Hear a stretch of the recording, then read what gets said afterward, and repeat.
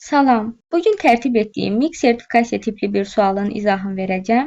Sualın izahına keçməzdən öncə qeyd edim ki, videonu dayandıraraq sualı müstəqil şəkildə işləyib cavabınızı müəyyənləşdirdikdən sonra izaha baxa bilərsiniz. İndi isə sualın izahına keçək. Hava yağışlı idi, ancaq özümü çatdıra bildim.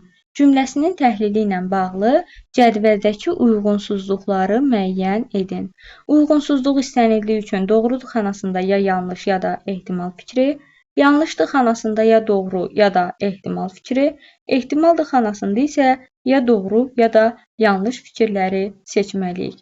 Əvvəla qeyd edim ki, cümləni 3 müxtəlif mənada, məzmunda düşünmək olar. Yəni, daha dəqiq desək, cümlədəki ancaq sözünü 3 müxtəlif nitq hissəsi kimi düşünmək mümkündür. 1. Bağlayıcı kimi. Hava yağışlı idi, ancaq özümü çatdıra bildim. Amma, lakin özümü çatdıra bildim. Bu halda ancaq sözü qarşılaşdırma bağlayıcısı kimi düşünüləcək. 2. Ədat kimi. Hava yağışlı idi, ancaq özümü çatdıra bildim. Yəni, təkcə, yalnız özümü çatdıra bildim. Bu halda ancaq sözü məhdudlaşdırıcı ədat kimi düşünüləcək. Üçüncü məqamda isə ancaq sözünü zərf kimi düşünürük. Hava yağışlı idi, ancaq özümü çatdıra bildim. Yəni çətinliklə, güclə özümü çatdıra bildim. Bu halda ancaq sözü tərz hərəkət zərfi kimi düşünüləcək. İndi isə cümlə ilə bağlı fikirlərə baxaq. Birinci fikir. Amonim şəkilçi və sözlərin işləndiyi, eyni səsin müxtəlif hərflərlə ifadə olunduğu sözlərin olduğu nümunədə divarda çat əmələ gəlmişdi cümləsindəki amonim sözün məna tayı işlənməmişdir. Amonim şəkilçi və sözlər işlənibmi? Baxaq. Hava sözü amonim sözdür. Həm qəbul etdiyimiz oksigen hava, həm də oyun havası mənalarında işlənir. Ancaq sözü bağlayıcı və ədat kimi amonim dil təşkil edir. Amma qeyd edim ki, zərf kimi amonim hesab olunmur. Çünki zərf kimi işləndikdə vurğun son hecada, bağlayıcı və ədat kimi işləndikdə vurğu ilk hecada olur. Amonim sözlər işlənib. Amonim şəkilçilər işlənibmi? Baxaq. Yağışlı sözündəki ış şəkilçisi həm feildən isim düzəldilən leksik şəkilçi kimi işlənə bilir, bu nümunədə olduğu kimi, həm də qarşılıq birgəlik növ şəkilçisi kimi işlənir. Məsələn, döyüşmək, görüşmək və s. L şəkilçisi həm sifət düzəldilən leksik şəkilçi kimi işlənir, bu nümunədə olduğu kimi, həm də isim düzəldilən leksik şəkilçi kimi işlənə bilir. Məsələn, kəndli, şəhərli, məktəbli və s. Özümü sözündəki şəkilçisi həm mənsubiyyət şəkilçisi kimi, bu nümunədə olduğu kimi, həm də feildən isim düzəldən leksik şəkilçi kimi işlənir. Məsələn, duyum, yayım, ölüm və s. Ü şəkilçisi həm təsirlikal şəkilçisi kimi, həm də mənsubiyyət şəkilçisi kimi işlənə bilir. Bu nümunədə təsirlikal şəkilçisi kimi işlənmişdir. Mənsubiyyət şəkilçisi kimi, məsələn, onun hökmü. Bu halda ü mənsubiyyət şəkilçisi olacaq. Yəni, amonim şəkilçi də, amonim sözlər də işlənib. Bu fikir doğru fikirdir. Eyni səsin müxtəlif hərflərlə ifadə olunduğu sözlərin olduğu nümunədə. Baxaq, eyni səs müxtəlif hərflərlə ifadə olunubmu? Yağışlı və ancaq sözlərinə nəzər salaq. Ancaq sözündən sonra saitlə başlayan söz gəldiyi üçün sondakı q hərfi q kimi tələffüz olunacaq. Və bu halda yağışlı və ancaq sözlərində eyni səs, yəni q səsi, müxtəlif hərflərlə müvafiq olaraq q və q hərfləri ilə ifadə olunacaq. Demək, bu fikir də doğrudur. Divarda çat əmələ gəlmişdi cümləsindəki amonim sözün məna tayı, bu cümlədəki amonim söz çat sözüdür. Çat sözü həm isim kimi düşünülür, bu nümunədə, yəni divarda əmələ gələn çat mənasında, həm də feil kimi işlənir. Çatmaq feili kimi, amma cümlədə amonim sözün məna tayı işlənməyib. Bu nümunədə çatdıra bildim feili işlənib, bu da mürəkkəb feildir. Çatdıra bildimlə çat sözləri amonim hesab oluna bilməz. Demək, bu fikir ümumilikdə doğru fikirdir. Doğrudur xanasında qeyd olunduğu üçün uyğunsuzluq yoxdur. Biri götürmürük. İkinci fikir.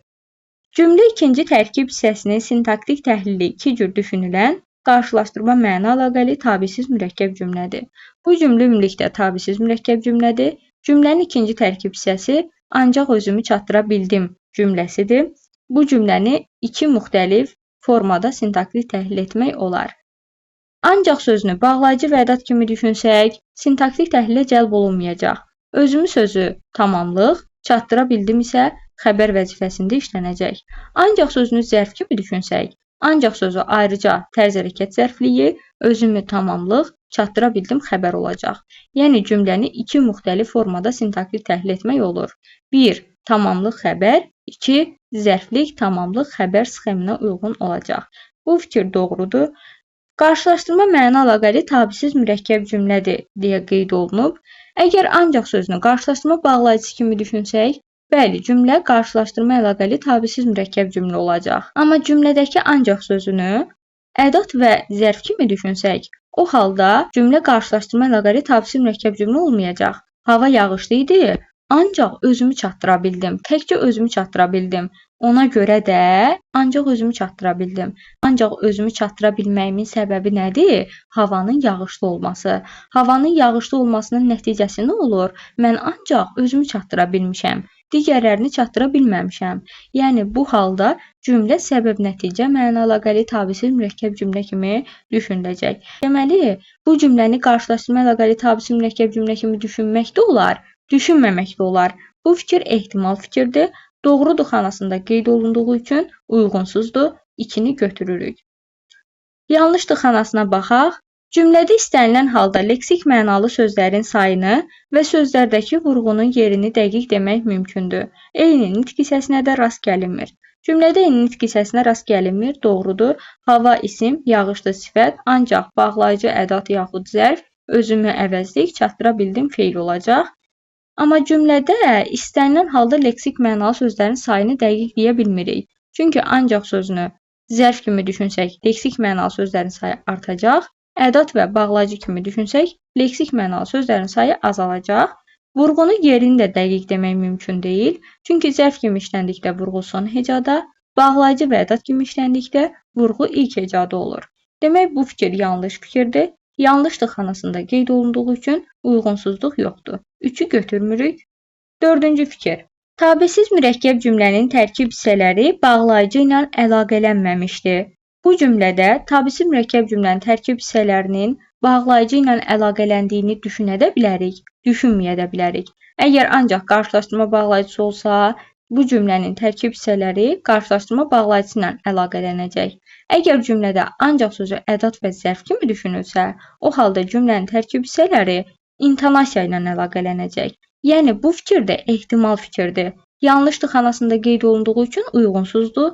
4-ü götürürük. Ehtimaldır xanasına baxaq.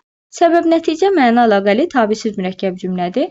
Bayaq da qeyd etdiyimiz kimi cümləni həm qarşılaşdırma əlaqəli tabisiz mürəkkəb cümlə, həm də səbəb-nəticə əlaqəli tabisiz mürəkkəb cümlə kimi düşünmək olar.